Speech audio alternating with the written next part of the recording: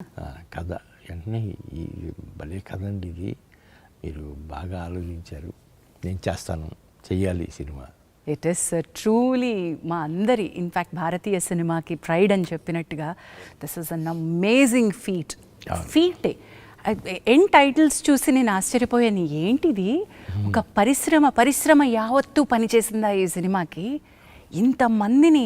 Sir ఏ రోజు కొంచెం ఒక చిన్న సంకోచం, ఒక ఏమంటాం, ఒక సందేహం ఇలాంటివి ఏమన్నా వచ్చినాయా సార్? ఎప్పుడు రాలేదమ్మా. సినిమా మొదలుపెట్టి 3 yearsకి ఫినిష్ అయింది. ఈ 3 yearsలోనూ ఎక్కడా సందేహం కానీ డౌట్ కానీ అసలు ఎక్కడా ఎప్పుడు కలగలేదు. అతను వస్తున్నాడు, కెమెరా సర్దుకుంటున్నాడు, సినిమా షూటింగ్ స్టార్ట్ చేశాడంటే స్టార్ట్ అయినట్టే. అట్లా ఫస్ట్ 6 months షూటింగ్ మొత్తం రామోజీ ఫిలిం సిటీలో చేసి, ఆ తర్వాత ఈ ఫ్లోర్ వచ్చి ఇక్కడ సెట్ వేసి ఇక్కడ ఈ ఫ్లోర్ చూసి నెక్స్ట్ ఇక్కడే షూట్ అయిపోదాం అని చెప్పి ఇట్లా 2.5 సంవత్సరాలు ఇక్కడే తీసాం సినిమా. మొత్తం ఈ స్టూడియోలోనే అయిపోయిందమ్మా. But what we see is, అంటే మీరు ఈరోజు చెప్తున్నారు, అది మీ ఏమంటారు దాన్ని, మీ హంబుల్ నేచర్, మీ హ్యూమిలిటీ అనాలి. నేను ఇది ఒక పెద్దది నేను చేస్తున్నాను అనేటువంటి ఒక దాన్ని తీసి ఇది మేము చేసాము అని మీరు క్రెడిట్ పక్క వాళ్ళకి ఇస్తున్నారు, టీంకి ఇస్తున్నారు, చూసారా? That is your humility sir. ఇదంతా టీం వర్కే, నాది ఏమీ లేదమ్మా. నేను మొదటి రోజున అమితాబ్ బచ్చన్ గారిని, ప్రభాస్ గారితో పాటు అందరినీ కలిశాను.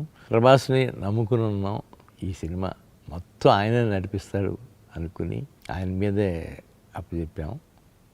అలాగే రిజల్ట్స్ కూడా ఇవాళ దానికి అనుగుణంగా వచ్చింది.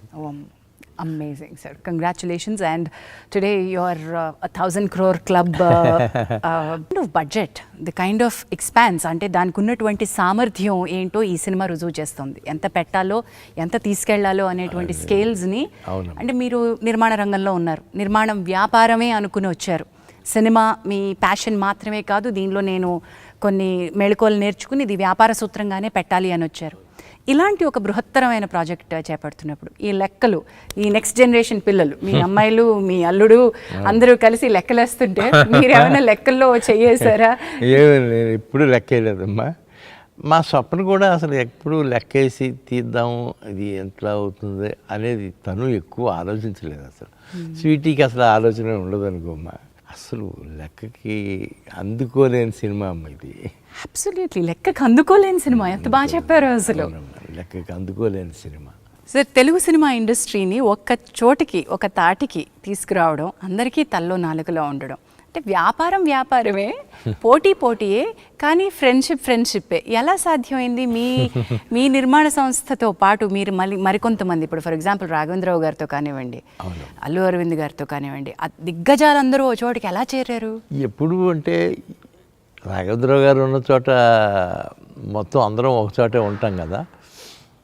అలాగే ఉన్నప్పుడు అరవింద్ గారు, నేను ఒక రోజున ముందు ఈ పెళ్లి సందడి తీసేటప్పుడే అరవింద్ గారు, నేను రాఘవేంద్ర గారితో అన్నాం, ఏదన్నా ఒక కాంబినేషన్లో చిన్న సినిమా లాంటిది తీద్దామండి సరదాగా.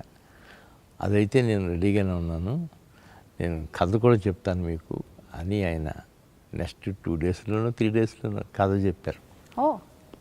వెంటనే స్టార్ట్ చేసామమ్మ. అది పెళ్లి సందడి.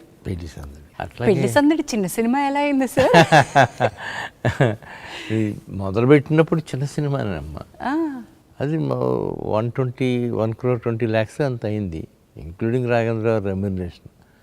అది 11,30,00,000 కలెక్ట్ చేస్తుందమ్మా. అది వాట్ అ రేంజ్!